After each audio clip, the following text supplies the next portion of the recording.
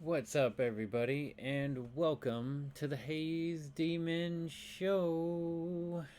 And today we are going to be reading some more Resident Evil Zero Hour. We're going to be reading chapters 5 and 6. So I hope you guys have been enjoying this series so far, and I am going to hopefully continue to keep doing this, and it will be pretty awesome. So without further ado, let's go ahead and get into chapter 5.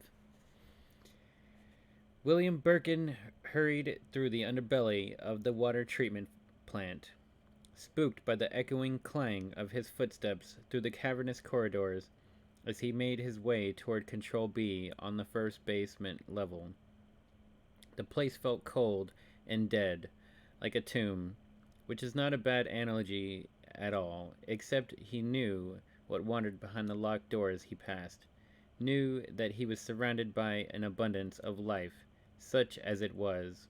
Somehow, the awareness made the distant echoes of his every movement seem that much more sacrilegious, like shouting in a mortuary.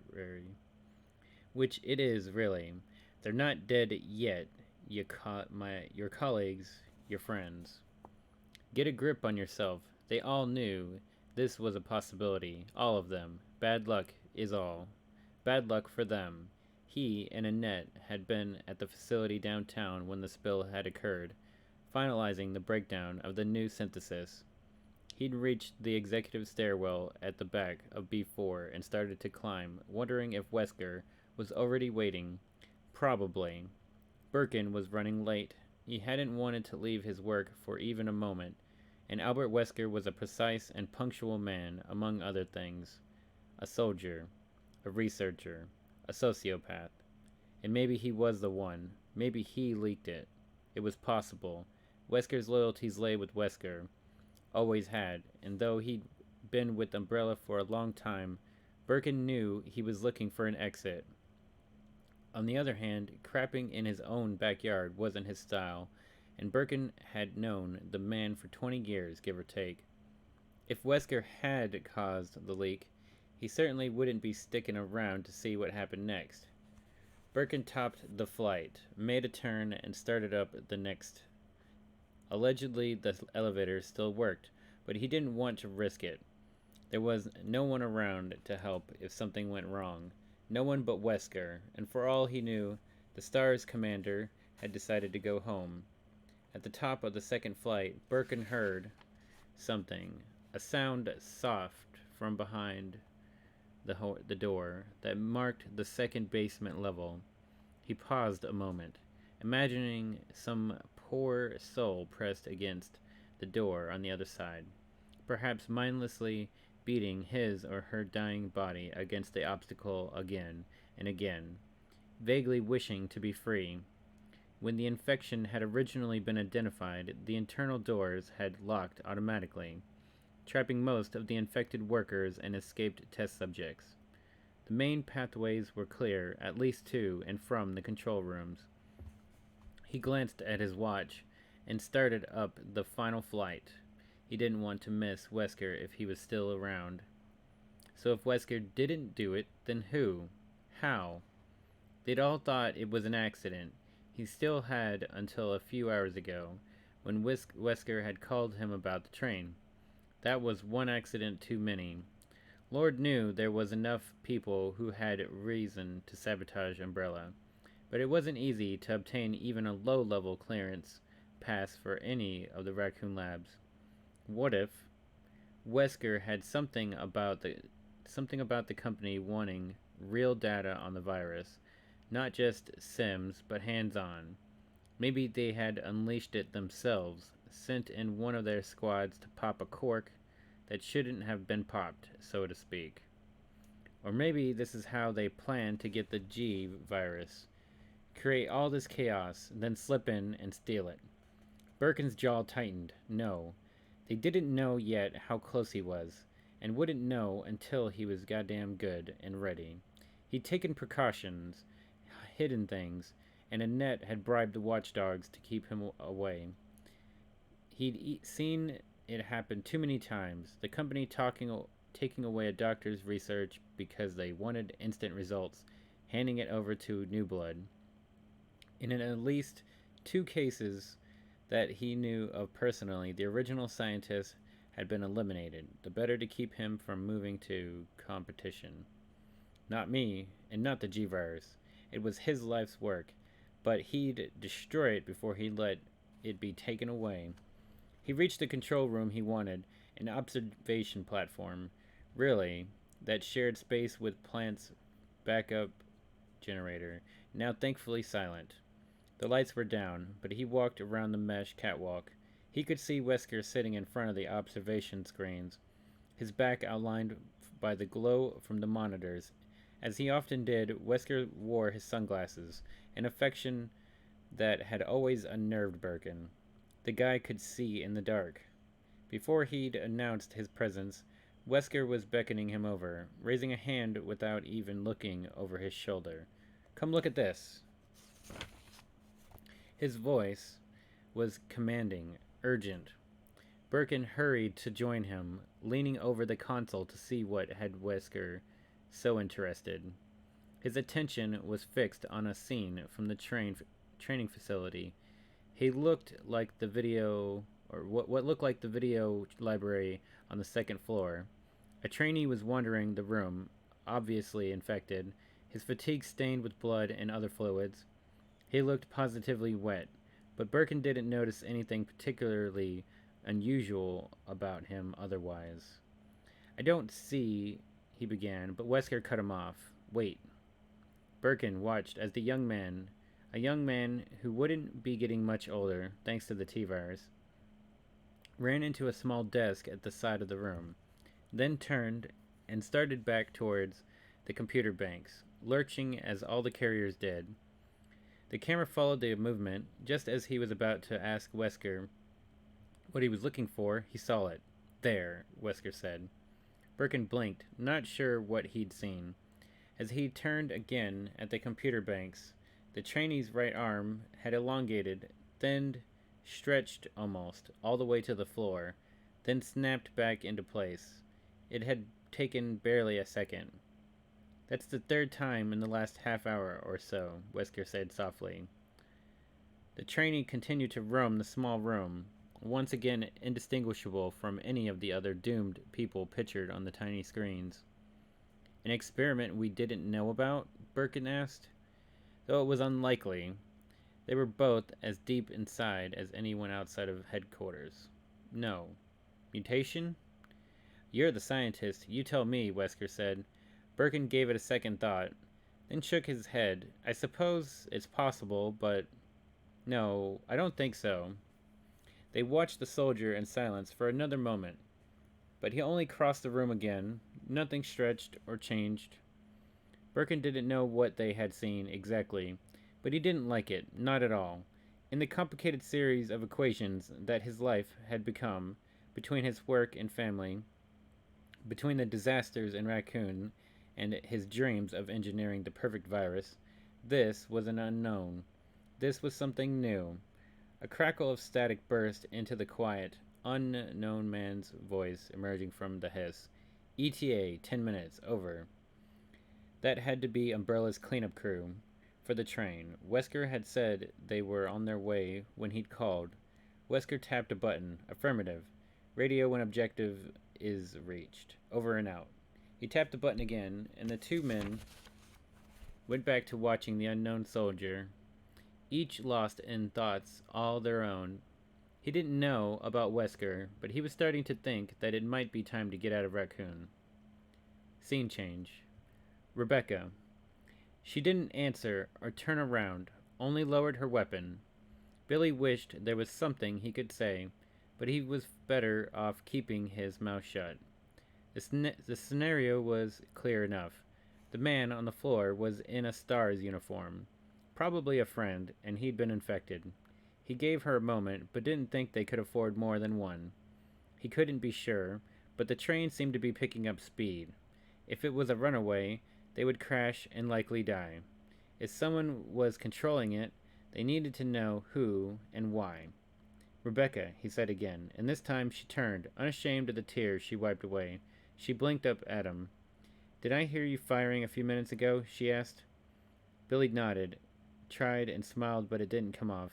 Monster bug. You? Dog, she said, and wiped away a last tear. And someone I used to know. He shifted uncomfortably, both of them silent for a beat. Then she sighed, pushed her bangs off her forehead. Tell me you found the keys, she said. Something like that, he said, hefting the shotgun. Won't work, she said, and sighed again. It was magnetic bolts, like a bank vault or something. On a passenger train, Billy asked. Rebecca shrugged. It's privately owned. Umbrella. The pharmaceutical company. Between the court-martial and sentencing, Billy hadn't given much thought to where he was headed for execution, but now he remembered. Raccoon City. The closest thing this area had to a metropolis was where Mega Corporation had originally set up shop. They have their own train? She nodded. Umbrellas all over around here. Offices, medical research, laboratories. We heard today about the Arclay lab, and we're being sent in to check it out next week. Raccoon Forest, Raccoon City itself, was nestled in Arclay Mountains. Rebecca's thoughts seemed to be turning in the same direction. You don't think? I don't know, Billy said, and right now it doesn't matter anyway. We still have to get through that door. She started to turn back toward the front of the train, then seemed to think better of it, perhaps not wanting to see her friend. She looked at the floor, spoke in a low voice. There's a body up by the door, a man holding a key, she said. Maybe it's open something useful. Wait here a sec, Billy said. He stepped past her and moved forward, stopping at the corridor's end. The decrepit corpse of a train worker was huddled by that locked door, the body she'd been over at their first meeting. Sure enough, he had a metal key in one stiff hand. Billy pried it free. It held it up in the low light. The small tag attached to it read, Dining Car. That's wonderfully helpful. Thank you so much. He set it aside, then spent a minute going through the man's coat, coming up with a pack of cards and a handful of lint-covered breath mints in one front pocket, and in the other, a few more keys on a small ring. 2 were unlabeled, but a third had conductors etched in the metal. Billy pocketed them, and after a moment's thought, he knelt and carefully removed the man's coat, grimacing at the cold, spongy feel of his flesh. The poor guy didn't appear to have caught the virus, but person or persons unknown had worked with him over with their teeth. He was a mess, his face and hands missing large, ragged chunks of skin and muscle. Billy walked back to where Rebecca stood, pausing to cover the dead STARS team member with the coat. It only concealed his face and upper body, but he figured anything was an improvement for the girl's sake. She nodded gratefully at him as he approached, but said nothing. The key you saw was for the dining car, which we've already sampled, he said, pulled the ringed set out of his pocket, but these might open something. They were standing near the door labeled as the conductor's office. Billy held up the marked key. With a nod from Rebecca, he slid the key into the lock. It turned easily. He readied his weapon and pushed the door open, ready to fire at anything that didn't identify itself in their first second of contact. There was no one. Billy relaxed slightly, stepping into the office. Rebecca waited in the doorway, her weapon also drawn. Looking down at a small desk littered with papers, she rustled through them as Billy through the rest of the tiny cabin. Schedules, letters. Here's something called a hookshot operator manual. Rebecca said, memos from the maintenance, a note about a ring lock, whatever that is, kitchen order forms. Billy opened the closest closet while she continued to rattle off the desk's clutter. A couple of signs, postcards, and notes tacked to the inside of the door, ledgers, and locked briefcase. Billy picked up the briefcase, shook it. Something inside rattled, but it was very light. Something like a key card, perhaps. Not likely, but he could always hope. He examined the lock, frowning. There was no keyhole. though there was an indentation on the front, in the shape of a circle. He jiggled the handle. It was solidly locked. He could probably take the thing apart, but it was well made. It would take time they couldn't spare. A minute ago, you said something about a ring lock, he asked. Rebecca pushed a few papers aside. Ah, here it is. It's just a handwritten note. Says, means of access in case scattered ring lock 2 parts. In case of what? He started to shrug, then felt a flush of excitement. In case? The card was in the case. He could feel it. He looked closer at the lock, suddenly remembering the unusual silver ring he'd found upstairs, before his run-in with the scorpion thing. The indentation on the lock was notched like the ring had been. But the note says 2 parts, and... Hey, I found a ring at the back of the train, Rebecca said. Billy looked up as Rebecca pulled a gold ring from her index finger, knowing even before she handed it over that it was the second part. I think we have a winner, Billy said, actually smiling, a real smile for the first time since he didn't even know when. There would be a radio in the engineer's compartment and controls, and maybe a map for how the hell to get out of these woods. They were almost out of this. He was sure of it. He had no idea. Scene break. Someone had actually started the goddamn train. There was a chance that one of the workers was still alive, but Wesker figured it out more likely that one of the mush brain carriers had fallen into the controls.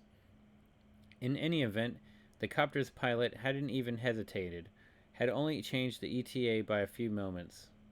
The timing was lucky. Unstopped, the train would head straight for the train facility, would crash if it was unmanned, and the last thing they needed was to draw attention to any of the infected, lockdown areas.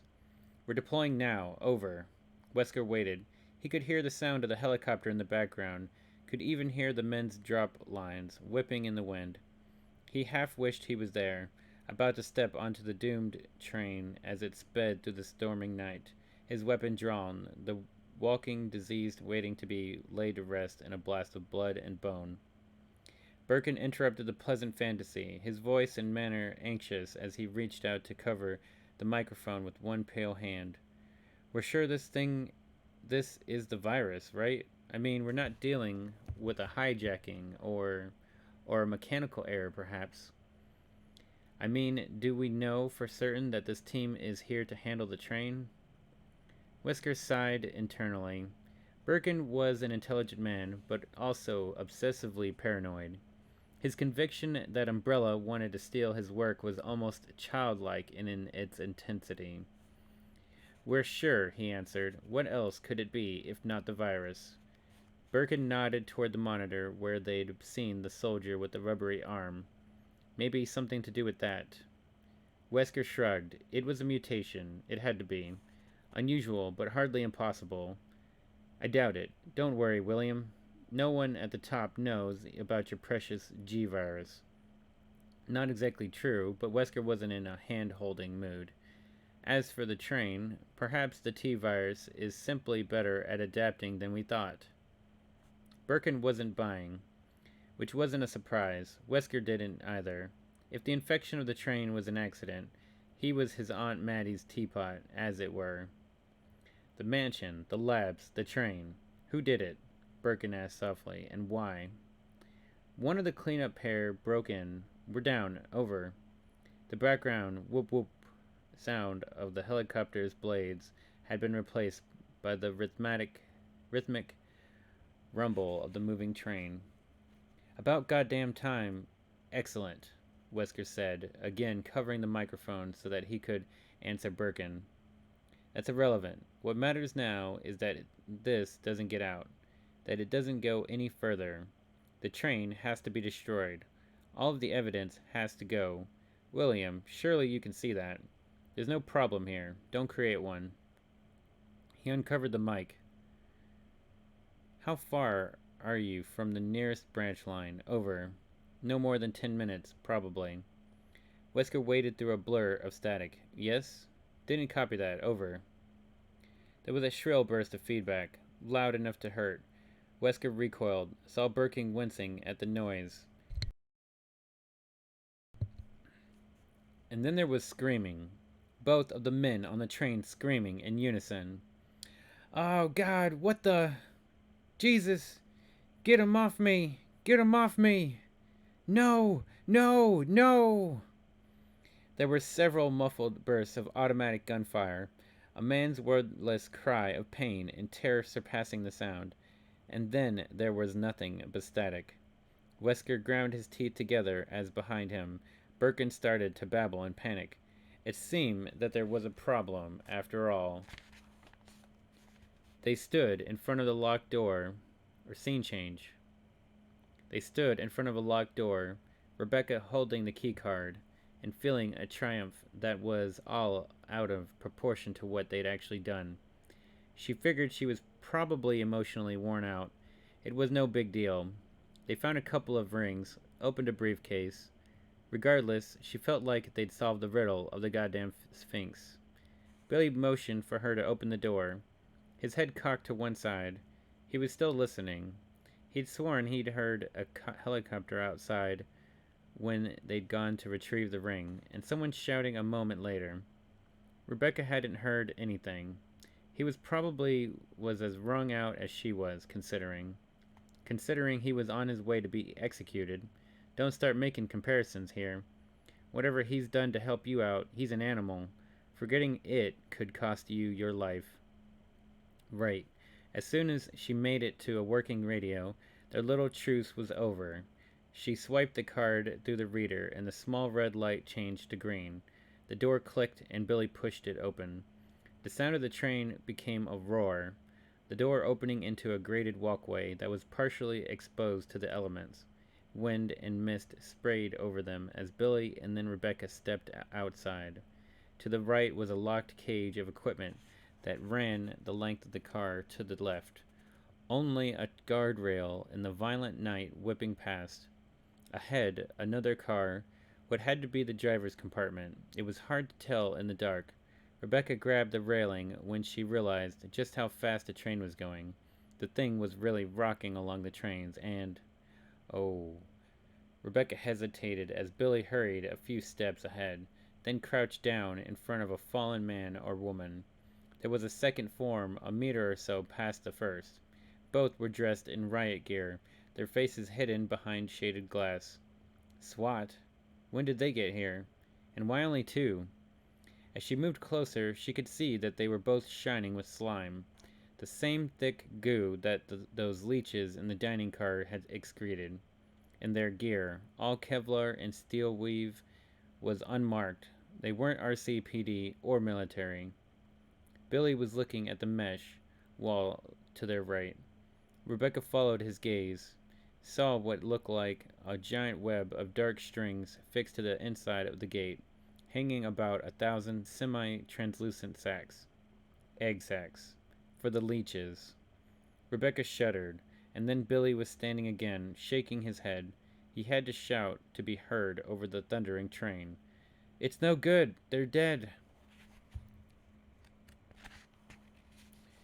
Rebecca had figured as much, but she wasn't going to take his word for it. She pushed past him and checked both bodies for signs of life. Noticing the strange, puckered hemorrhaging on their exposed and pallid skin, Billy was right. And maybe he'd been right about hearing a scream, too. In spite of the rain, both of the bodies were still warm. She stood up and grabbed the railing again, following Billy to the next car. She just had time to wonder what the hell they were going to do if they ran across another lock, and then Billy was pushing the door open. They stepped out of the rain and into a relatively small driver's compartment, clean and orderly except for the thin, even layer of slime covering the control console at the front. Rebecca's ears rang in the sudden, near silence as the door closed behind her, but she was more concerned with the number of blinking red lights that lit up the glistening console. Billy stepped up and steadied the myriad control panels for a moment, then tapped at a keyboard set in front of a small screen. The screen remained blank. He looked back at her with a bleak expression. The controls are locked, he said. Rebecca fished the keycard out of her vest pocket. There were no numbers on either side, nothing they could input. She moved to his side, trying to ignore the rain lashing the windshield, the dizzying blur of the woods, and punched a few buttons. The keys felt locked. They didn't depress completely. She started looking for anything with the word emergency on it. Here, Billy said, reaching for a lever that stuck out from his side of the board. When he pushed it, words started scrolling across the computer screen. Emergency brakes. Front and rear terminals must be activated before applying brakes. Restore power to rear terminal. The controls she'd seen at the back of the train. Billy quickly typed in yes. Power to the rear terminal restored. Thank God, Rebecca said. Do it. Stop this thing. The train seemed to be going impossibly faster. The rumble of the engines louder than before, rising to the fever pitch. Billy pushed the lever. It moved easily, too easily, and more words scrolled across the screen. Rear brake sequence must be activated before emergency brakes are applied. Oh, you gotta be shitting me, Billy said, his lips curled. We can't put on the emergency brakes from the goddamn control room? We probably can, just not without authorization, Rebecca said. Manually, though. I saw the rear terminal. It's on the back of the last car. I'll go. Billy shook his head, looking out at the passing darkness, passing too quickly. No, let me. No offense, but I think I can run faster. Is there an intercom system? I can signal you when it's on. They both started to look, but the console was crowded with unmarked switches and panels. It'd take too long to figure out. Rebecca started to tell him he'd just have to run, and from how much faster the train seemed to be going now, he should probably sprint. When she remembered Edward. Edward's radio, she said. He had it before he... It should still be on him. Billy was already turning towards the door. I'll get it on the way. Be careful, she said. He nodded, casting another look out the window. Just be ready to hit the brakes up here. I have the feeling we're going to stop pretty soon anyway, one way or another. He opened the door to a blast of noise, then was gone. The seconds ticked by. Rebecca made sure her radio was receiving, then kept her hand on the brake lever, staring out on the onrushing night. The train took a curve too fast, and she closed her eyes for a beat, willing the out-of-control engine to stay on track, imagining that she could actually feel the wheels rise up and then fall back into place. Billy was right. One way or another, they weren't going to be going much farther.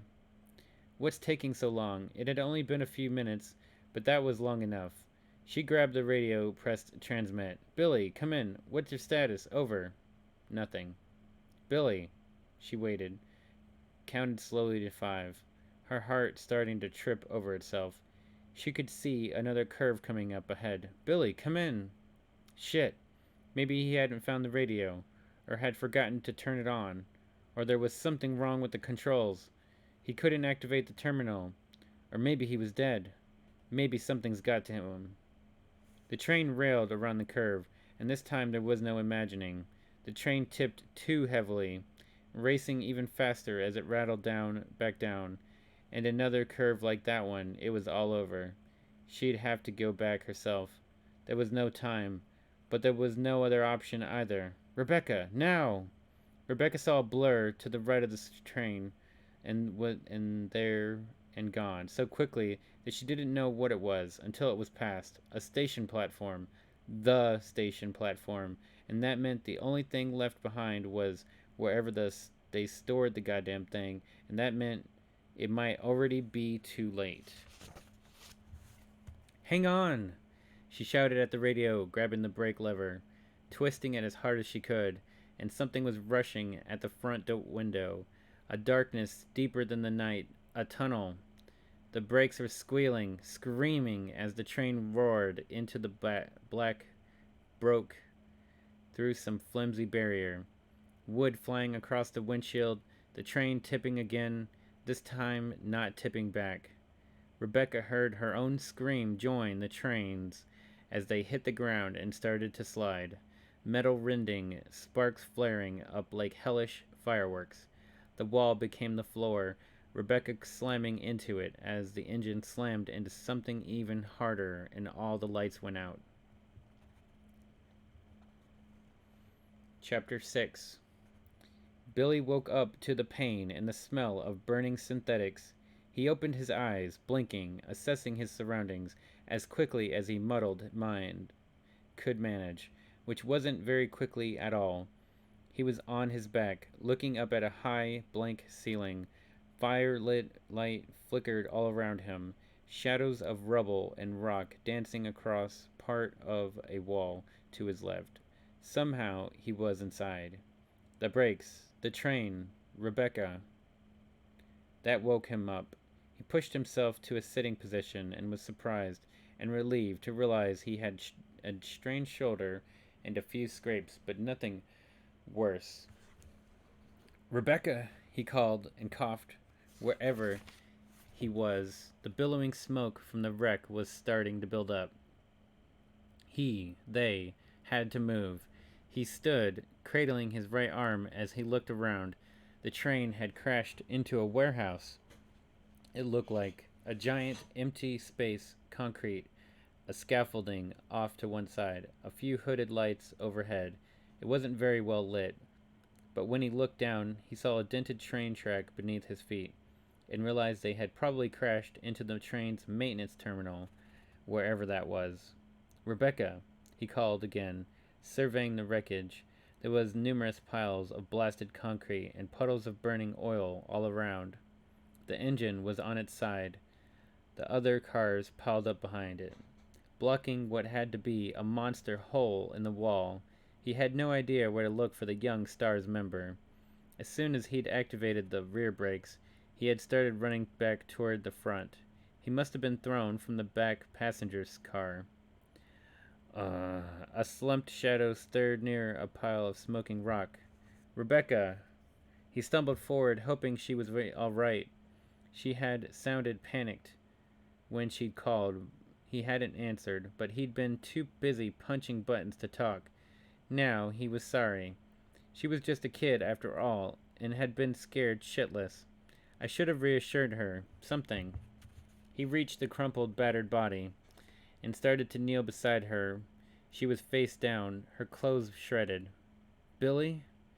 Billy turned, saw Rebecca walking toward him, her 9mm in hand.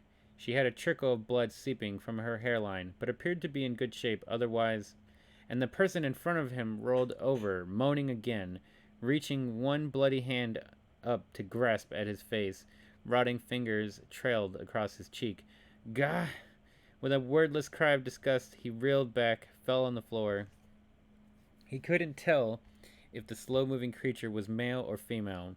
So much of its face and body had been damaged, either by the disease or from the crash. It crawled to its knees, turning its disfigured face towards Billy. Its mouth hung open, and blood-tinted drool poured from between its broken teeth as it reached for him again. Get clear, Rebecca said, and he was only too glad to comply, scrambling backward on his hands, the loose handcuff digging painfully into the flesh of his left palm. Pushing with his feet, she aimed and fired twice, both rounds finding the once human's already fractured skull, ending what was left of its life. It settled to the concrete with a sound almost like a sigh. Billy stood up, and they both spent a few 10 seconds scanning the wreckage with any other bodies. If there were more, they were hidden. Thanks, he said, looking back at the pathetic creature. She'd spared it further suffering, at least, and with 2 clean headshots. He was surprised and not a little impressed at her level of skill. Are you okay? Yeah, I've got a killer headache, but that's all. My second crash of the day, too. Really? Billy asked. What was the first? She smiled, started to speak, then abruptly stopped, her expression turning cool, and Billy felt a pang of real unhappiness. She'd obviously remembered who she was talking to. In spite of everything, she'd still thought he was a mass murderer. It's not important, she said. Come on, we should get out of here before the smoke gets any worse. They were both still had their radios, and spent a moment looking for his gun, finding it half hidden by a crushed concrete block, not too far from where he'd woken up. The shotgun was history. Neither of them suggested searching the train for it. The small fires were dying out, but the thick layer of black smoke that hovered at the ceiling was growing by the minute. They moved around the vast room, finding only a single door some 20 meters from the wrecked engine, and very little else. Billy hoped it led to fresh air, to freedom for himself, and safety for the girl. Standing at the door, he looked back at the smoldering crash, felt one corner of his mouth curve up. Well, at least we managed to stop the train, he said. Rebecca nodded, her smile weak but game. We managed, she replied.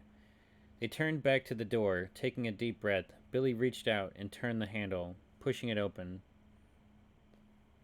Scene change. It was surreal, watching the train crash into the basement of the training facility on a screen. Hearing the dull thunder of the crash a beat later, they felt it too, a very faint rumble in the walls all around them. In seconds, the camera lens was obscured by smoke. We should get out of here now, Birkin said, pacing behind Wesker's chair. He wasn't worried about the fire. The old terminal was practically made out of cement. But a train crash was hard to miss, and not every cop and fireman in the vicinity was on Umbrella's payroll. The facility was isolated, but it would only take a phone call from one concerned citizen, and Umbrella's bioweapons work would be exposed. Wesker didn't even seem to be listening. He was tapped at the monitor's controls, shifting camera perspectives through other parts of the facility, searching for something. He'd barely said a word since the final transmission from the cleanup crew. Are you listening to me? Birkin asked. Not for the first time in the past few minutes. He was tense, and Wesker's cavalier attitude wasn't helping. I hear you, William, Wesker said, still watching the screens. If you want to leave, leave. Well, aren't you coming? Oh, in a while. He answered, his tone calm and even. I just want to check on a few things. Like what? I'd say the train is pretty much cleaned up. That's why we came, isn't it? Wesker didn't answer, only kept watching the screens. Birkin's hands clenched into fists. God, the man could be so insufferable. That was the problem with sociopaths. The inability to empathize tended to make them completely self-centered. I've got work to do, Birkin thought. Looking toward the door. Work. A family. He wasn't going to wait around for Joe firefighter to come knocking, looking for an explanation as to why there were zombies wandering around the crash site. Ah, there we are, Wesker said, thumbing a key beneath one of the screens. It was the main lobby of the facility, built to welcome executives and grunts alike into the less than legal world of White Umbrella. And as they watched, a hand came up through the floor, pushing aside a square cover. That's the old access tunnel leads from the terminal. Birkin leaned forward, curious in spite of himself. A man with an elaborate tattoo on one arm crawled out of the dark square in the northwest corner of the room, followed by a small woman in a STARS uniform. A girl, really? Both carried handguns and looked around the finely decorated lobby with expressions Birkin couldn't read from the small screen. Who on earth are those people? He asked. The girl is a STARS rookie, B team, Wesker said. No one of the consequence. The male I don't recognize. Do you think... Were they on the train? Had to have been, Wesker said. Birkin felt a new surge of panic. What are we going to do? Wesker glanced up at him, one eyebrow arched. What do you mean? She's with STARS, and who knows who he's working for. What if they escape? Don't be obtuse, William. They won't escape. Even if the facility wasn't locked down, the place is overrun with carriers. All they have to do is open a door or two, and they'll cease to be of any concern. Wesker's bland tone was chilling, but he had a point. The chances of anyone getting out of the facility were slim to none. As they watched, the two intruders moved carefully around the big room, one of the only rooms in the building free of the infected, both sweeping their weapons side to side. After a thorough check, The girl walked up the grand staircase, stopping at the small landing mid-floor. There was a large portrait there of Dr. Marcus, and the girl seemed surprised by it, as though she recognized him. The tattooed man joined her, and Birkin could see him reading aloud from the small plaque beneath the portrait. Dr. James Marcus, first general manager. Birkin shifted uncomfortably. He hated that picture. It reminded him of how he'd gotten his real start in Umbrella, not something he liked to think about. Attention, this is Dr. Marcus. Birkin jumped, looking around with wide eyes, his heart pounding. Wesker didn't flinch, but turned up the sound on the console's ancient intercom as the voice of a man 10 years dead rang through the empty spaces and corridors of the entire complex. Please be silent as we reflect upon our company motto. Obedience breeds discipline. Discipline breeds unity. Unity breeds power. Power is life. The man and the woman on the screen were looking around as well, but Birkin barely glanced in their direction. He grabbed Wesker's shoulder, unnerved. It was a recording, one he hadn't heard since he and Wesker had still been students at the facility. Where? Who? Wesker brushed his hand away, nodding toward the screen, where the picture was fading. It seemed to blink, and then they were looking at a young man in another location. Birkin didn't recognize the room, but the young man staring back at them seemed almost familiar. He had long hair and dark eyes, was probably in his early 20s, and he had a sharp, cruel smile, as thin and cutting as a steel blade. "Who are you?" Wesker asked, surely not expecting an answer. There was no audio set up. The young man laughed, the sound pouring out of the intercom like dark silk. It wasn't possible. He didn't wear a headset, wasn't near any part of the intercom system, but they could hear him clearly nonetheless. "It was I who scattered the T-virus in the mansion," he said, his voice cold, his smile sharpened. "Needless to say, I contaminated the train too." "What?" Birkin blurted. "Why?" The young man's cold voice seemed to deepen. "Revenge on Umbrella." He turned away from the camera, raising his arms to the shadows. Birkin and Wesker both leaned in, trying to see what he was doing, but they could only see movement in the darkness, hear something like water.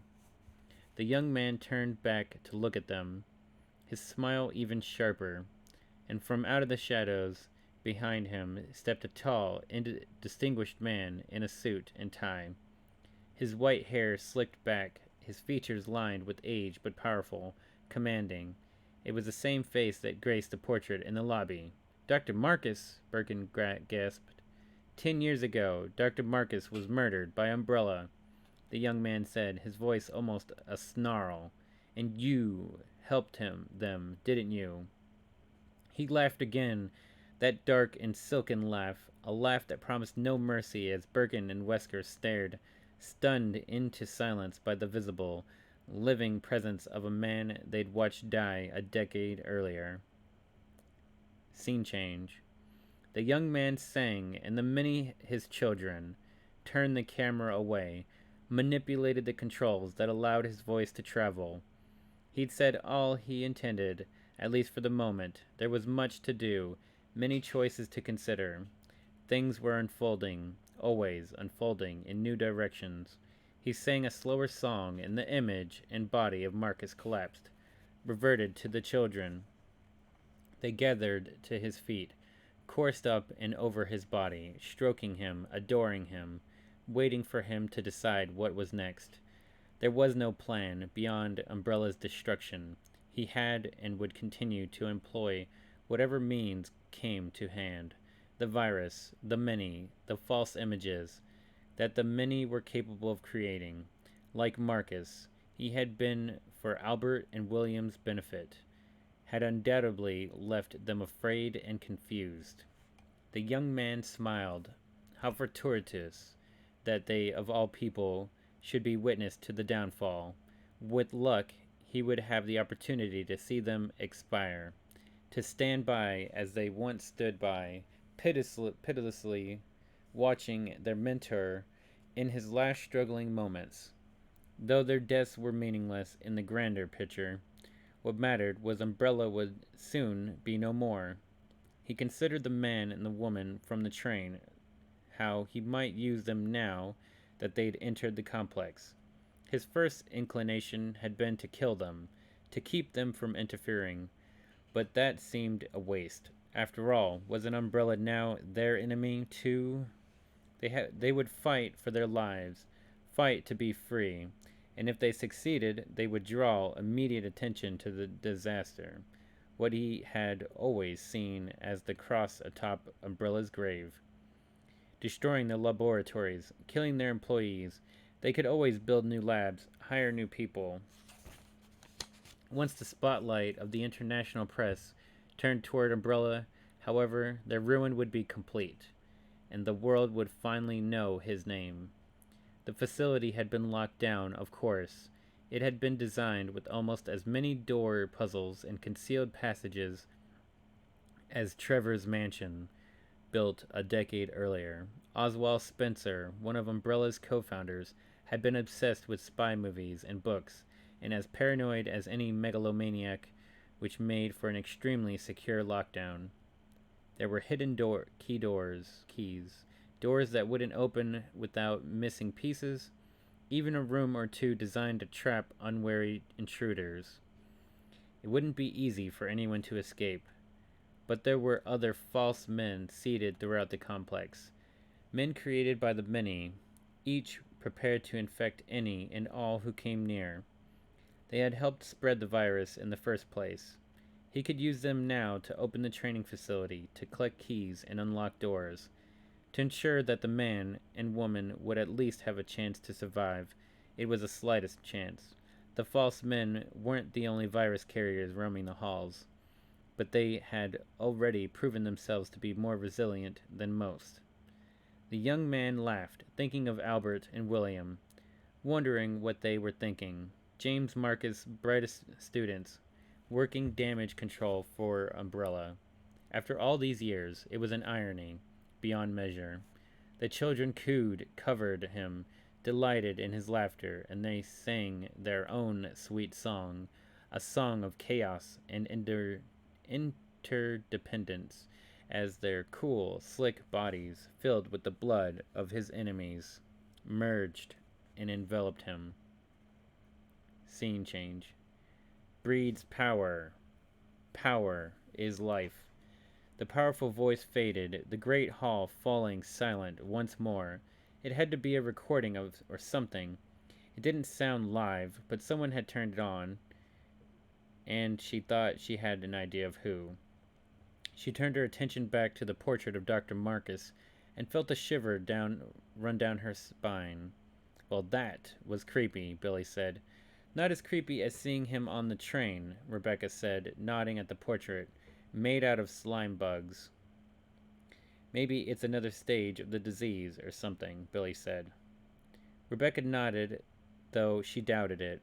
The zombie-like people they'd seen on the train, and the man in the dining car, who appeared to be one James Marcus, didn't have the same symptoms. Or maybe the leeches infect some people and, I don't know, take other people over, she said. Yeah, Billy said. He ran one hand through his hair and smiled at her, a surprisingly pleasant smile. Anyway, you should probably find a phone or something. Call your friends in. His tone was dismissive. Rebecca's hand tightened on her 9mm. What are you going to do? Billy turned and stared down the staircase, his step light. Thought I might take a walk, he called back to her. She followed him as he walked to the front door, not sure what to do, what to say. She seriously doubted that she could shoot him. Not after he'd saved her life. But she couldn't just let him leave, either. I don't think that's such a good idea, she said. He pulled the door open. Cool, humid night air swept in, though the rain had turned to drizzle. Much as I appreciate the concern, I think I've earned a head start, don't you? So let's just. He stopped in mid stride, in mid sentence, looking out at the rain swept landscape in front of them. The facility, it seemed, had been built into the side of a hill.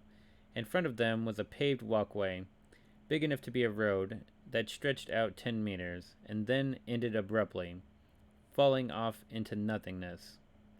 Together, they had walked out to the edge of the path. There were light posts on either side of the front door. Only one of them was working, but it was enough to see that without a rope, neither of them was going anywhere. The path ended in a jagged line of rubble, atop a steep slope that dropped down at least 5 meters, probably more. It was too dark to tell much of anything. "You were saying?" Rebecca said. "So, I'll find another door," Billy said, turning back to look at the building. It looked like an estate, were certainly decorated like some stuffy billionaire's weekend getaway, but they'd both seen the Umbrella Training Facility logo stamped into the polished marble floor. Rebecca figured it was like an executive retreat or something. It had an air of abandonment, but the place had power, lights. Of course, all they'd seen so far were where the train had crashed, the extravagant lobby, and a half-submerged tunnel that connected the two. Not much to go on. "I saw at least 2 in there, not counting whatever's at the top of the stairs," he continued. "And if all else fails, maybe I can crawl back out through the train." "Assuming my friends don't show up first," Rebecca said. She stepped back, picked up the radio, and hit transmit signal. Billy's radios beeped in response, but that was the only response. After a long moment of radio silence, the only sound that of rain dripping off distant trees, Billy smirked. "Assuming you find a phone." God, he was irritating. She turned and started back for the house, slightly amazed as she reached the door that she felt safe enough to turn her back to him. Although if he wanted her to be dead, he'd already had ample opportunity. In spite of her intentions to the contrary, she was having trouble thinking of him as dangerous. Her instincts were telling her otherwise, and that was one of the first lessons that stars taught you. You might misread your intuition, but it was never wrong. He caught up to her as she stepped back inside, and they both stopped, staring. The painting of the Marcus was gone. There was a doorway there now, a dark opening in the wall. From their angle at the bottom of the stairs, there was no way to tell what was past the opening. She was about to tell Billy to hang back when he stepped in front of her, his weapon in hand. As he swept the area, his posture, his gaze at full alert, she was again struck by the strong feeling that he wasn't what he had originally appeared to be. "Not that I need to be protected."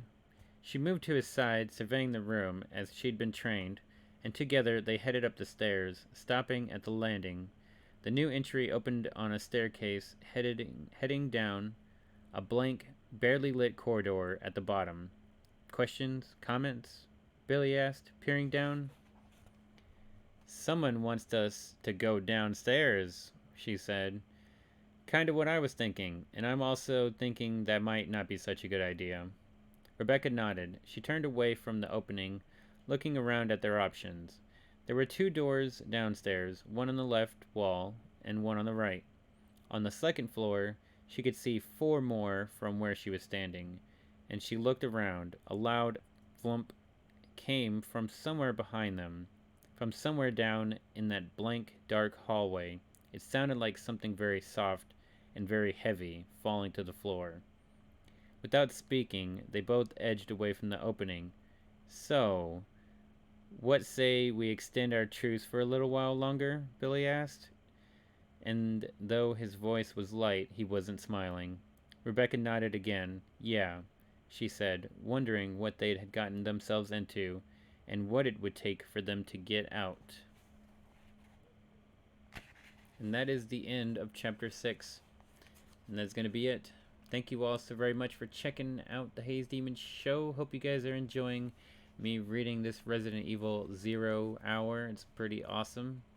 I will see you guys next time. Maybe you'll hear me some more. Hope you have a wonderful day. Don't forget to bring a towel. Peace out.